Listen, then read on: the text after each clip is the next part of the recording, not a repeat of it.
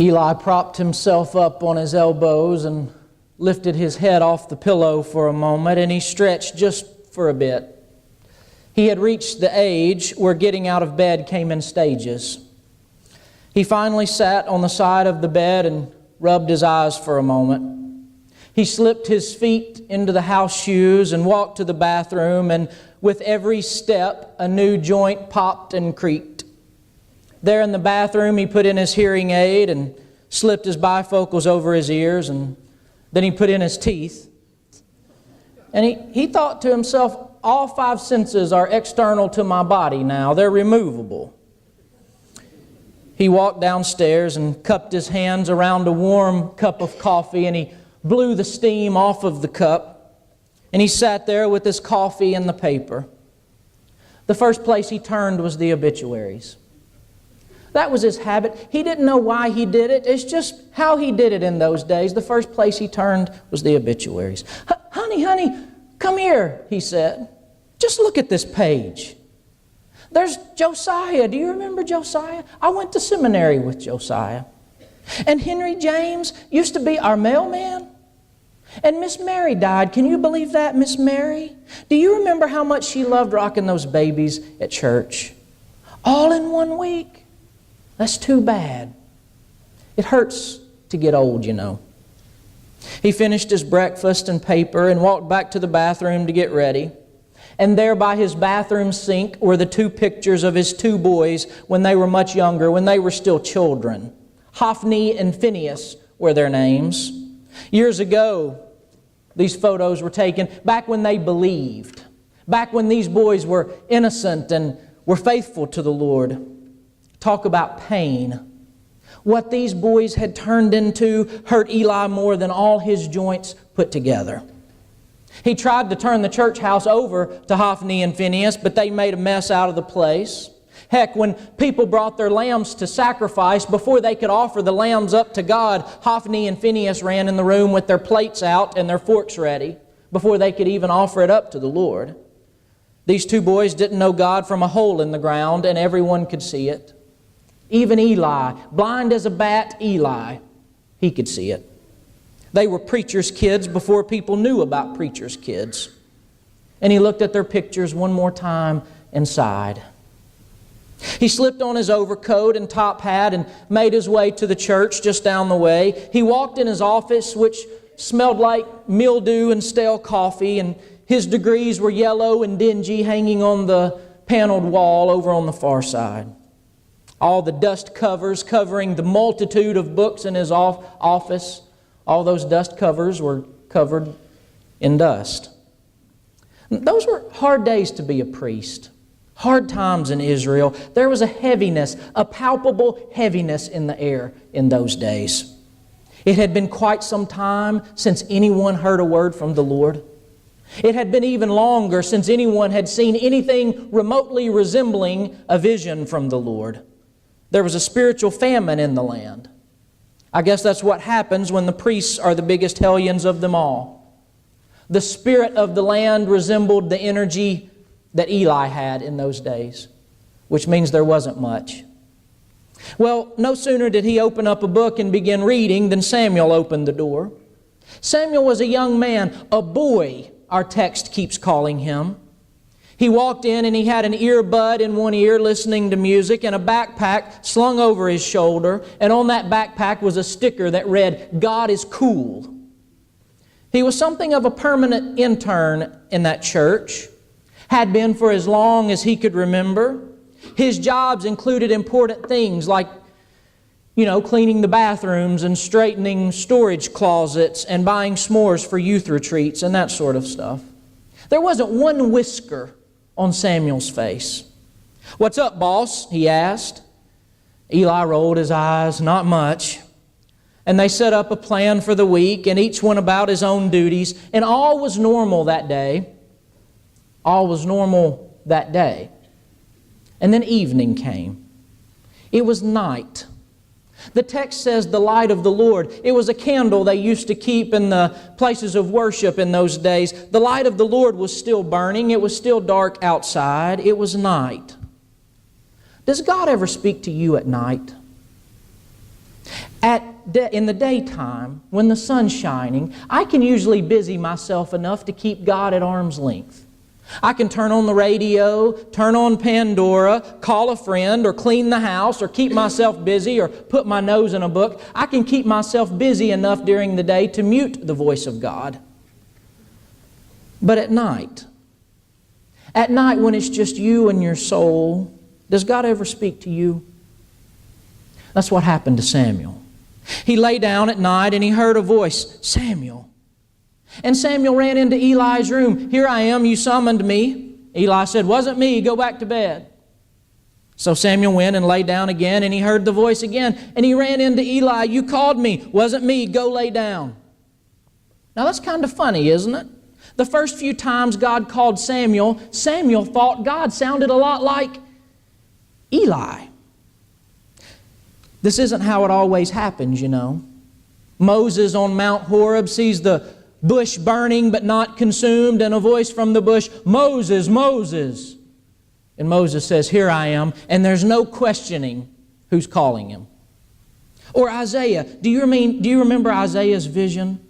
Saw the Lord high and lifted up, and the train of His robe, it could actually be translated, the hem of God's robe filled the temple. And a voice, "Whom shall I send, and who will go for me?" And Isaiah says, "Here I am, send me." And there's no questioning who's speaking to him. But Samuel, it's different for Samuel. Samuel thought God's voice sounded a lot like someone else's voice. Has that ever happened to you? God's voice sounds like somebody you know? It's happened to me. I was about 16 years old when the craziest idea popped in my mind one night. There you go. Late, I was lying in bed, just me and my thoughts and God, and the craziest thought popped in my head, and the thought was, "You're going to grow up and be a minister." I laughed and I thought, that is the craziest thing I have ever heard. You can't be a minister, Preston. You're 16 years old. You're an introvert. You don't really like fried chicken all that much, and you don't own one pair of suspenders. And that's about all I knew of ministers. It was boring. Who wants to do that? But for a season of my life, for weeks, at night, that voice would call to me.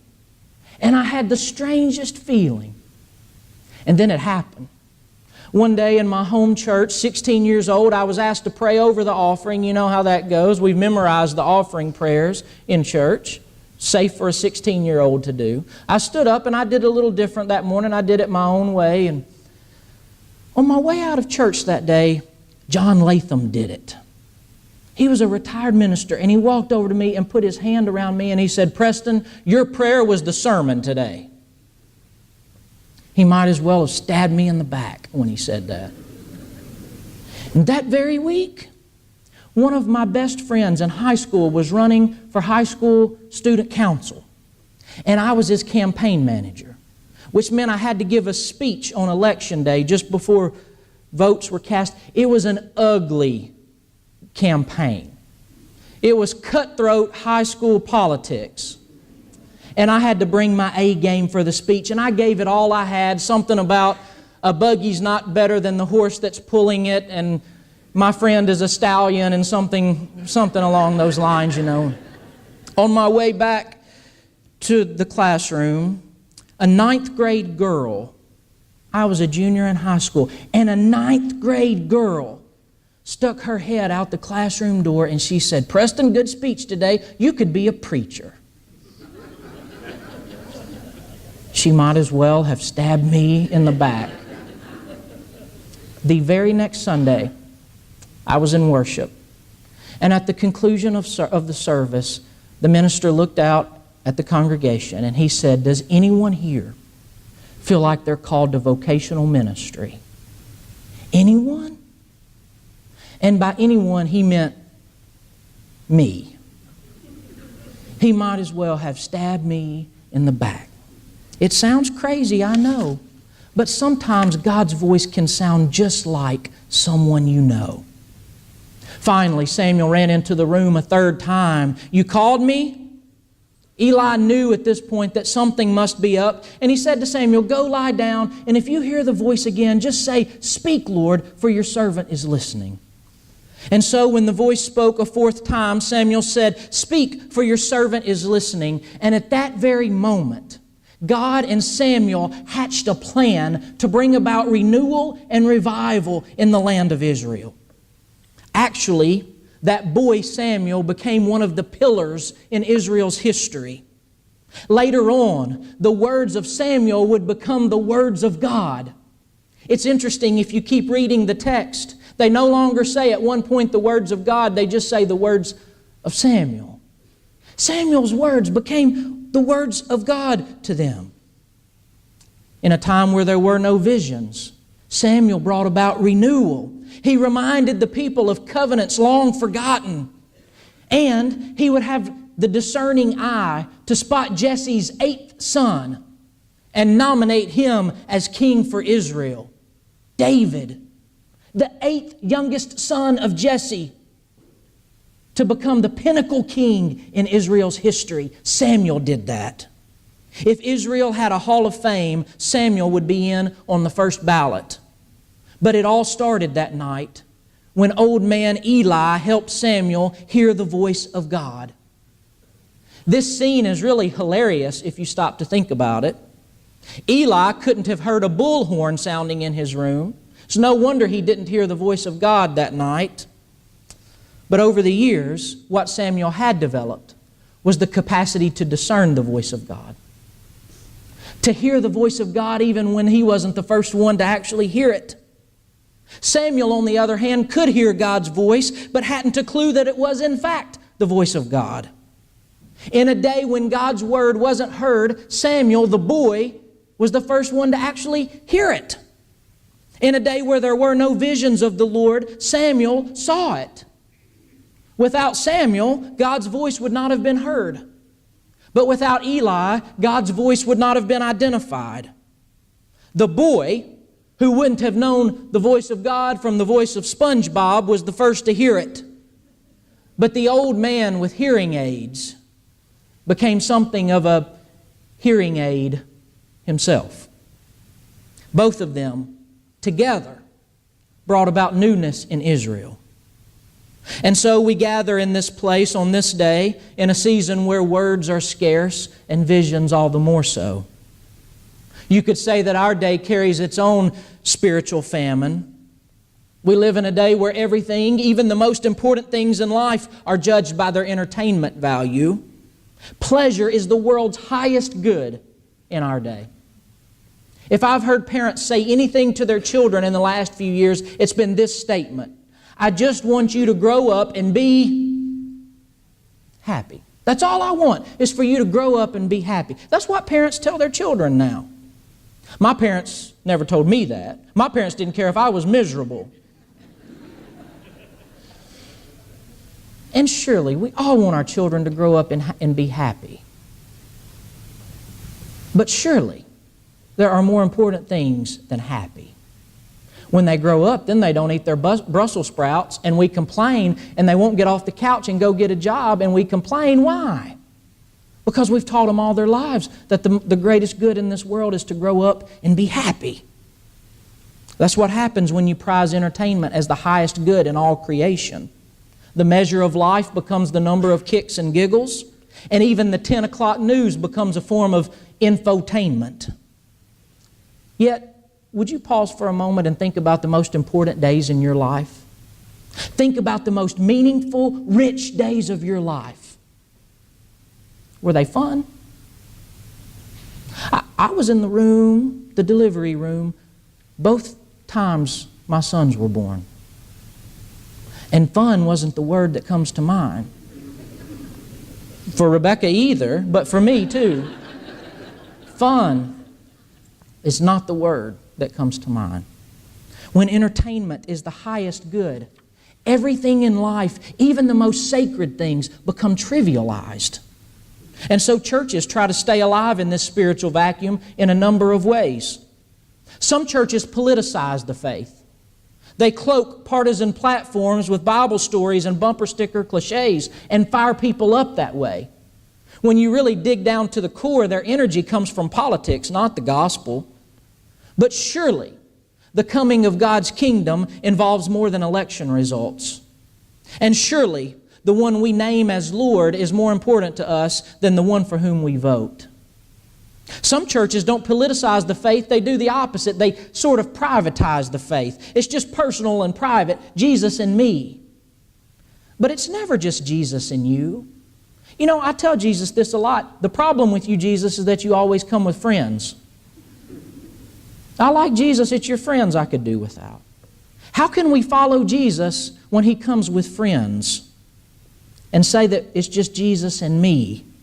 This Jesus and you stuff is just propaganda to believe whatever you want to believe. It's all the same anyway, to each his own and to each her own. Which is like a ship that sets its anchor on its own deck. It doesn't do much good.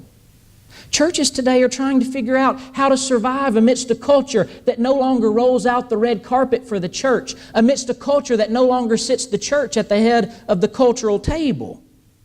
Which is okay if you stop to think about it. It really is okay, church. Because Jesus never called us to sit at the head of the table anyway, did He? He called us to sit at the foot of the table where the wash basin was and where the feet were. Isn't that where Jesus called us? And I don't ever remember Him calling us down the red carpet. I remember Him calling us over and over and over and over again to the way that leads to a cross. It's okay if the culture doesn't give us a place at the table. We're supposed to be down there with Jesus washing feet anyway. The church has a future. I'm telling you, brothers and sisters, the church and this church has a future. Even if it's in a world that's quite different from the one which gave birth to this church 130 years ago. This church has a future. But it will not have a future if we've grown so accustomed to the vacuum that we cannot hear God speak in new and fresh ways. Sometimes the biggest roadblock to the good new days is the good old days. And it seems to me that those who are truly following Jesus don't have much time to rest on their laurels thinking about the good old days. We're too busy following Him. But I also say this, brothers and sisters, neither will we have a future if we buy into every novelty and gimmick along the way. We will not build a church by dangling a carrot in front of people just to get them in the door. The problem with churches that dangle carrots in front of people is, eventually, if you're going to be a church, you have to remove the carrot and reveal a cross. And a lot of times the people who came in the door because of the carrot won't stay inside the door when you reveal the cross. Sure, circuses and gimmicks can draw a crowd, but we're not after a crowd. We're after a church. What's the difference, though, between gimmickry and true God-given creativity? What's the difference between gimmickry and creativity? That can be a fine line, you know. To tell the difference between gimmickry and creativity, you need wisdom. You need discernment that's been shaped by God throughout the ages. You need the wisdom of Eli. For the eternal God is best heard over and across the ages. But you miss the wisdom of the ages if your church is comprised of no one over the age of 30. You don't even have the wisdom of the aged, much less the wisdom of the ages. At the same time, our church isn't just timeless. Our God isn't just timeless. He's timely. The God who spoke newness into ages past is still speaking. As one African American preacher I once heard said, God is never called the great I was. He is the great I am. Today, He is the I am. And we need the ears of those who are in tune with the times in which we live, who can navigate technological complexities and social fluidity. We need the ears of those who recognize that God's Word is inspired, which means breathing, alive. It speaks anew and afresh in every age. And we say our tradition is a living tradition, which means it's alive. It's okay for us to play with it in order to be faithful in our day. We need the ears of those who can hear the whispers of the Spirit in our day.